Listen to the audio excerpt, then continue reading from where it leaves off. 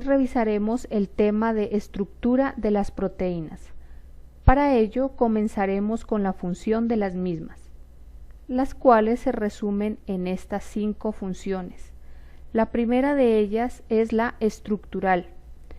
Aquí tenemos como ejemplo a la molécula de colágeno, la cual se encuentra ampliamente distribuida en nuestro organismo dentro del tejido conectivo. Otra función es la de movimiento. Aquí tenemos como ejemplo a la miosina, la cual en unión con la actina participan en la contracción muscular. Otro grupo de proteínas son las enzimas, las cuales que participan en la formación y rompimientos de enlaces. Un ejemplo que miramos aquí es la pepsina, aunque podemos nombrar otros como la amilasa, la lactasa, la sacarasa, que también pertenecerían a este grupo de las enzimas. Otro grupo son las de transporte, muy importante en nuestro organismo porque permiten la adecuada función celular. El ejemplo principal es la hemoglobina, la cual transporta oxígeno en todo nuestro organismo. Otro ejemplo es la mioglobina, la cual transporta oxígeno pero específicamente a nivel muscular. A nivel celular tenemos unas proteínas dispuestas en la membrana celular denominadas canales, las cuales permiten el paso de iones como sodio, potasio, cloro o calcio. Otra función es la regulación y señalización. En este grupo encontramos las hormonas, como es el caso de la insulina que observamos en la figura, la cual regula los niveles de glucosa en nuestro organismo. Otros son los factores de transcripción que regulan los mecanismos de transmisión de la información genética en nuestro organismo. Otra función que no se encuentra visible en esta diapositiva, pero que es importante, son las proteínas que participan en el sistema de defensa, las cuales se denominan inmunoglobulinas o anticuerpos. Como vemos, las proteínas están ampliamente distribuidas en nuestro organismo y cumplen funciones importantes para el buen desempeño celular. Hablando de la clasificación de las proteínas, las podemos dividir en 2 grandes grupos. El primero de ellos son las proteínas fibrosas, las cuales se caracterizan por ser insolubles en el agua, tienen forma alargada y por lo regular tienen función protectora o estructural. Por eso vemos un ejemplo clásico es el colágeno, que dijimos se encuentra ampliamente distribuido en nuestro organismo haciendo parte del tejido conectivo. Otro grupo de proteínas son las globulares, las cuales se caracterizan por ser solubles en el agua. Por lo general son de forma esférica y cumplen funciones como la de transporte, defensa o son catalizadoras, como las enzimas que habíamos mencionado antes. Un ejemplo clásico de proteínas globulares son la hemoglobina. Ahora pasaremos a revisar cada uno de los tipos de estructura de las proteínas. Empezaremos con la estructura primaria. La estructura primaria es la más simple de los 4 tipos de estructuras de las proteínas. Se denomina primaria porque se puede saber con certeza el número y tipo de aminoácidos que lo componen. En un ejemplo, como el que miramos aquí, podemos saber que este péptido, por ejemplo, está compuesto por aminoácido glicina, isoleucina, alanina, valina, entre otros. Por eso decimos que podemos saber el número y el tipo de aminoácidos que lo componen. La estructura primaria, en la mayoría de los casos, es más común en los péptidos, porque recordemos que los péptidos son de menor complejidad que las proteínas y además poseen menor número de aminoácidos que las proteínas. La estructura primaria, para mantener su forma, sea lineal o de tipo sigmoide, lo hace mediante puentes de hidrógeno o puentes disulfuro.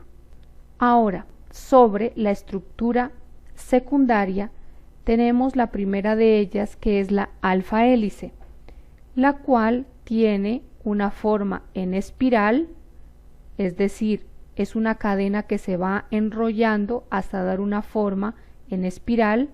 La estructura por lo general se mantiene mediante puentes de hidrógeno de tipo intracatenario, y tenemos como ejemplo dentro de esta estructura al colágeno, tenemos a la queratina, la cual hace parte de nuestras uñas y cabello, eso hablando con respecto a las proteínas fibrosas. Y dentro de las proteínas globulares vemos alfa hélices en la mioglobina, o también las podemos ver en la hemoglobina. Observando un poco más de cerca la estructura del alfa hélice, como la vemos en esta gráfica, vemos que los puentes de hidrógeno se forman entre el carbonilo del enlace peptídico del aminoácido superior con el amino del enlace peptídico del enlace inferior.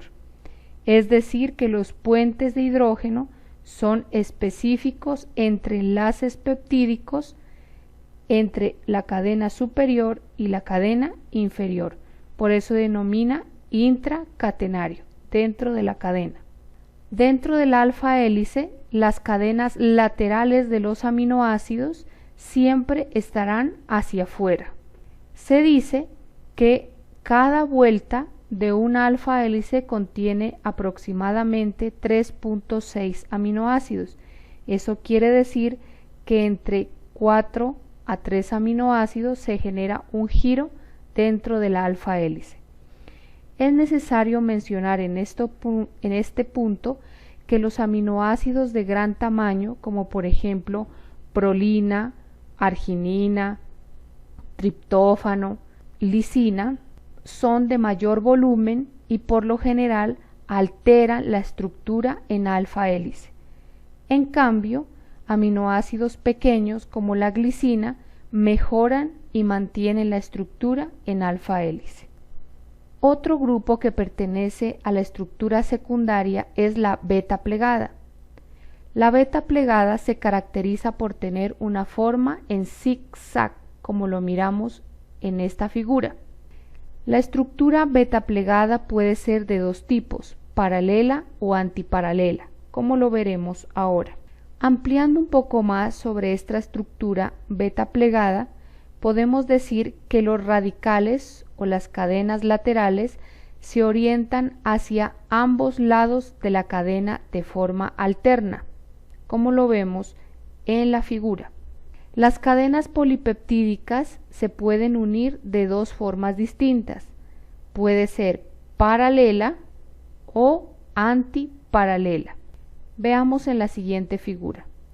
Las cadenas son paralelas cuando las cadenas polipeptídicas van hacia la misma dirección. En dado caso, los puentes de hidrógeno se dispondrán en forma diagonal. En el caso de las antiparalelas, las cadenas polipeptídicas irán en sentido contrario. En dado caso, los puentes de hidrógeno se ubicarán de forma horizontal. Siempre la estructura en beta plegada se simbolizará con una flecha gruesa, indicando la dirección, si es paralela o si es antiparalela. El siguiente grupo de proteínas son las proteínas terciarias. Para el caso específico de las proteínas terciarias y las siguientes, que son las cuaternarias, se consideran dentro de las globulares. Recordemos que estas eran solubles en el agua y tenían forma esférica. Hablando de estos dos tipos de proteínas, terciarias y cuaternarias, debemos mencionar que existen 5 fuerzas que mantienen este tipo de estructuras, que son el puente de hidrógeno, el puente disulfuro, interacciones hidrofóbicas, interacciones iónicas o puente salino, y por último la fuerza cation pi. En la siguiente figura, que corresponde a una proteína de tipo terciaria, voy a explicar cada tipo de fuerza. Observemos el caso de un puente de hidrógeno. En este caso, el puente de hidrógeno se está generando entre un carbonilo de la cadena lateral de un aminoácido de esta cadena polipeptídica con un grupo amino de la cadena lateral de esta sección de la proteína. Observemos aquí, existe una atracción por cargas parciales y por eso se forma el puente de hidrógeno. En este otro ejemplo, observamos la formación de puente de hidrógeno por la atracción de dos grupos hidroxilos. Por ejemplo, esto pudo haber sido la cadena lateral de una serina y esta pudo haber sido la cadena lateral de una tirosina. La siguiente fuerza, que es el puente disulfuro, el cual se forma debido al acercamiento de la cadena lateral de la cisteína. Eso indica que en esta sección de la proteína había una cisteína que al encontrarse con la cisteína de la otra cadena lateral formarían un puente disulfuro, como se observa acá. Es decir, que los puentes disulfuro son exclusivos de la unión o el acercamiento de cisteínas. El siguiente tipo de fuerza son las fuerzas o interacciones hidrofóbicas. Entenderemos que aquí ocurrirán única y exclusivamente entre las cadenas laterales de aminoácidos no polares o hidrofóbicos. Por ejemplo, aquí hubo un acercamiento de atracción entre dos fenilalaninas, o como se observa en este otro ejemplo, donde miramos el acercamiento entre las cadenas laterales de dos aminoácidos no polares como alanina y valina. Otra fuerza es el puente salino o puente iónico. En este caso surge por la atracción que se genera entre la cadena lateral de un aminoácido básico, por eso aquí miramos un grupo amino que sería de una lisina, y entre la cadena lateral de un aminoácido ácido, como el que se observa aquí, que podría ser el ácido glutámico o el ácido aspartico. Recordemos que tenían como grupo funcional carboxilo en su cadena lateral. En este caso se genera una fuerza de atracción y por lo tanto generan este tipo de enlace. La quinta fuerza, que no se halla representada en esta figura, era la cation pi, la cual se genera entre aminoácidos básicos, es decir, lisina, arginina o histidina, con aminoácidos aromáticos, como por ejemplo fenilalanina o tirosina o triptófano. Cuando se encuentren las cadenas laterales de estos aminoácidos, entonces generan una atracción y se unen. Como podemos observar en este gráfico, cada una de estas fuerzas, independientemente del tipo al que pertenezcan, lo que buscan es generar un plegado de la proteína. Como vemos aquí, estas hélices en esta sección se encuentran unidas por puentes de hidrógeno, lo mismo que acá, o esta sección superior de la proteína con esta inferior de acá se encuentran también unidas por estas interacciones hidrofóbicas, o como en el caso que se observa aquí, que sería un puente salino. Es decir, que la forma y el plegamiento de las proteínas depende de las 5 fuerzas que mencionamos antes. Es necesario recordar que todas estas fuerzas que mantienen la forma de las proteínas son débiles. Eso indica que si se alteran las condiciones normales o nativas de las proteínas, se pueden perder o romper y en consecuencia también se perderá la forma y función de la proteína. El siguiente tipo de estructura es la estructura cuaternaria. La estructura cuaternaria difiere de la terciaria únicamente en el número de cadenas polipeptídicas que posee. La estructura terciaria es una sola cadena polipeptídica en forma globular. En cambio, la estructura cuaternaria pueden ser 2, 3, 4 o más cadenas polipeptídicas que también dan forma globular.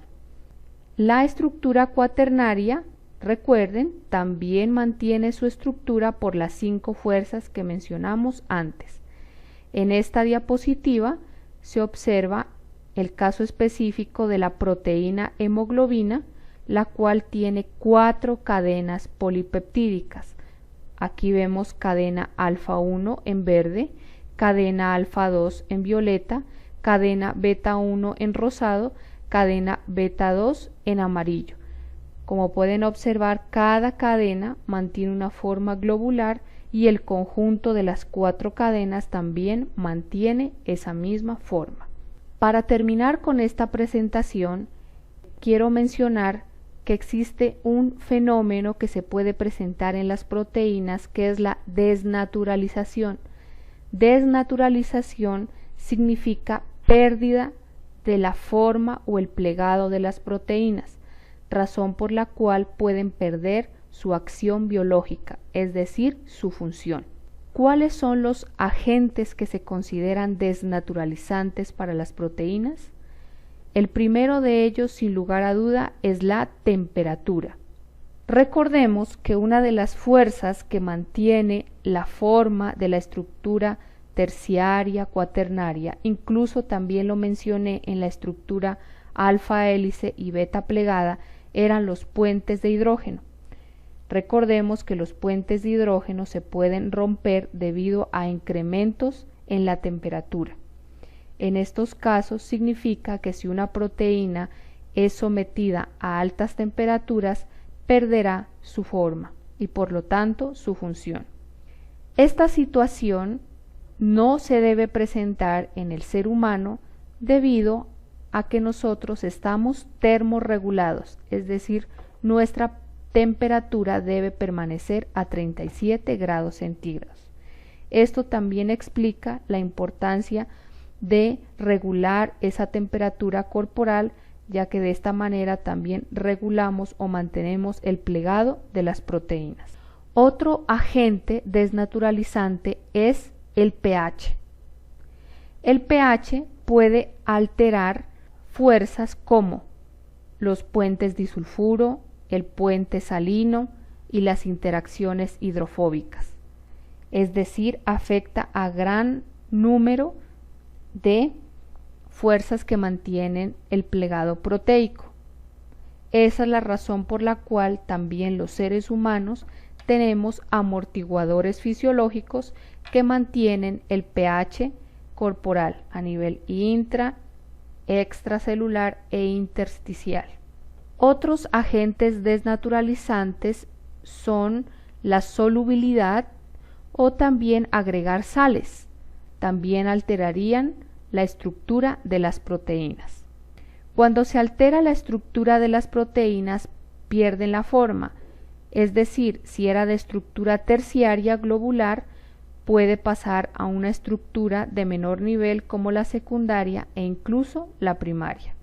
Existen posibilidades en las cuales las proteínas que han pasado por un fenómeno de desnaturalización pueden volver a renaturalizarse, de esta forma también ganando nuevamente su actividad biológica. Recordemos que el proceso de desnaturalización no incluye el rompimiento de los enlaces peptídicos, solo el rompimiento o pérdida de las 5 fuerzas que mantienen la estructura de las proteínas que mencioné anteriormente.